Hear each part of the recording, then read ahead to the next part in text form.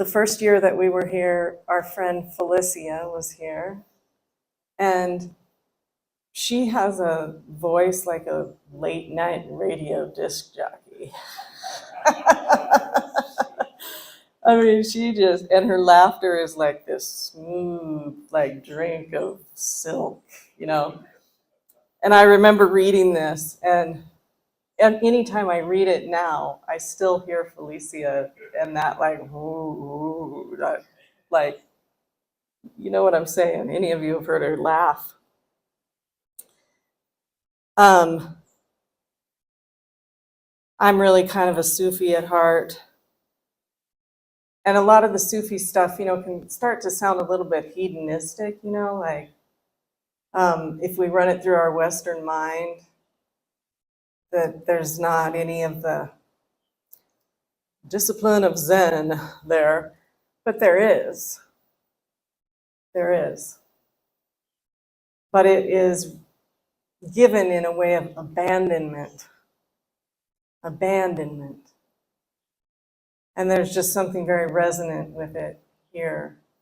Aja used to say, go to the darkest place in the forest where there is no path and enter there. And if I read something like from Kabir or Rumi or any of that, that's what I hear. It's in this way of dancing and singing and joyfulness, but it's also quite the pointer of abandonment of the conceptualization and the slicing and dicing.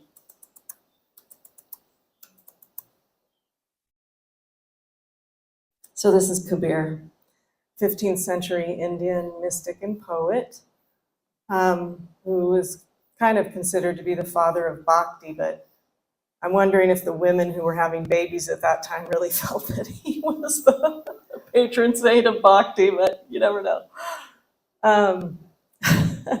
He was a great guy. And kind of a patron saint of like Hinduism and Sufism, Sikhism. Let's see if he can remind us. I know the voice of depression and war still calls to you. I know these habits that shield us and ruin our lives still send their invitations, but you are with a friend now, and you look so much stronger, and you can stay that way and even bloom. Learn to recognize the counterfeit coins that may buy you just a moment of pleasure, but then drag you for days like a broken man behind a farting camel. Oh, keep squeezing drops of the sun from your prayers, work, and music, and your companion's beautiful laughter, and from the most insignificant movements of your own holy body. Now, sweet one, be wise. Cast all your votes for dancing. God wants to see love and playfulness, for that is the divine image of him expressing as you. I should not make any promises right now, but I know if you pray somewhere in this world, something good will happen. Light will someday split you open, even if your life right now feels like a cage. Love will surely burst you wide open into an unfettered, new, blooming galaxy.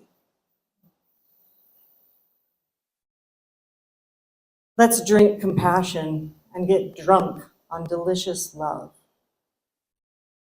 Ever since happiness learned your name, it's been running through the streets trying to find you. All the false notions of myself that once caused fear and pain have turned to ash as I neared God. And love was the funeral pyre where the heart laid its body.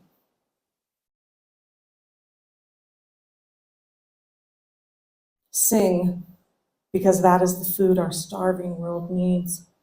Laugh, because that is the purest sound. I have come into this world to see this. The sword drop from men's hands, even at the height of their arc of anger.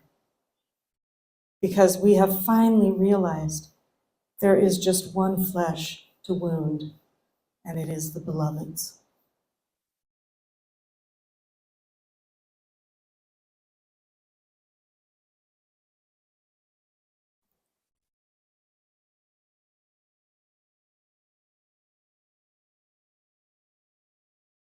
I know sometimes our lives still feel like a cage, right?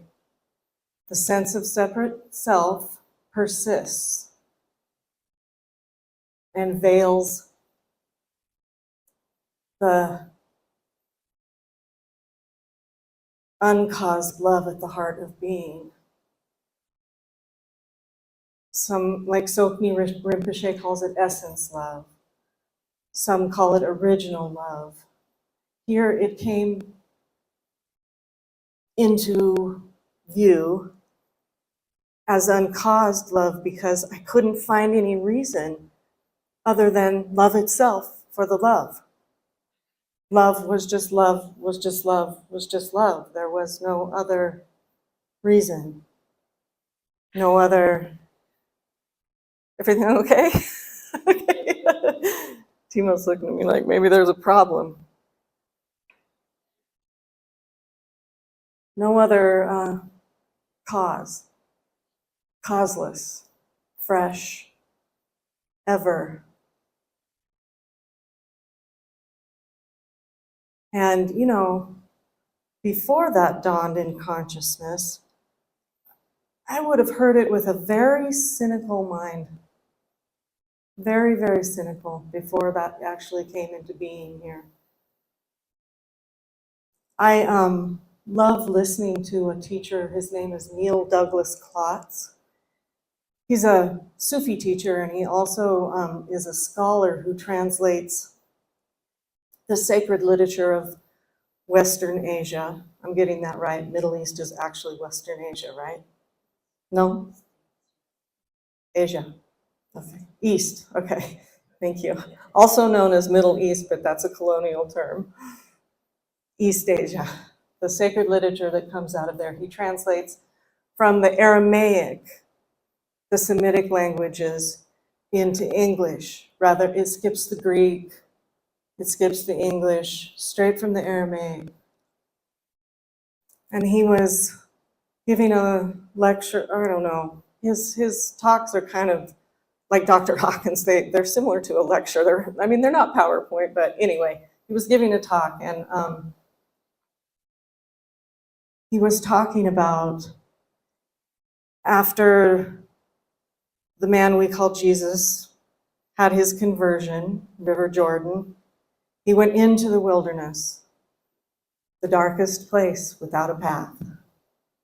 He went into the wilderness, and the temptation that is translated, the word, the Aramaic word, Satan, that has been translated into Satan with like a capital S, is actually the stinging, cynical mind. That's what he was tempted with in the wilderness. That's what came to say, no, no, no, no, no, not you, not you, me. That was revolutionary for me to hear. Especially as a, Westerner, an educated, I'm not against any of our brilliant intellects. There would be no point in being against any of that. But the temptation is to dismiss the actuality that is being pointed to by Kabir and that we all feel. In group yesterday, I asked someone who is, struggling with, I'm getting glimmers, but I can't really hold on to it sort of feeling we've all had. And we just ask, well, where is it now? In the cave of my heart. Instantly. Instantly. Instantly we know. And the temptation, the temptation, the temptation, the distraction, the seduction is, as Byron Katie calls it, false evidence appearing real. Fear. False evidence appearing real. But it's so juicy because it's sensual. We have senses.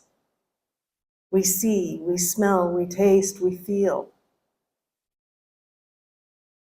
Which is not a problem until we start believing, till the believer intercepts the information.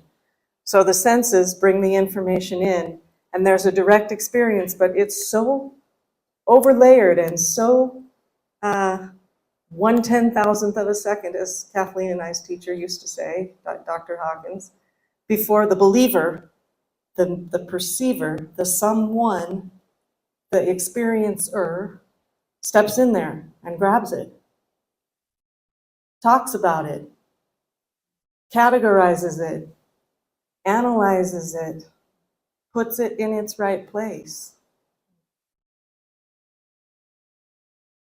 And that's when the direct experience, the sensory experience, starts becoming something. And the next moment is prejudiced by memory. It cannot be fresh if it is being perceived through memory rather than direct experience.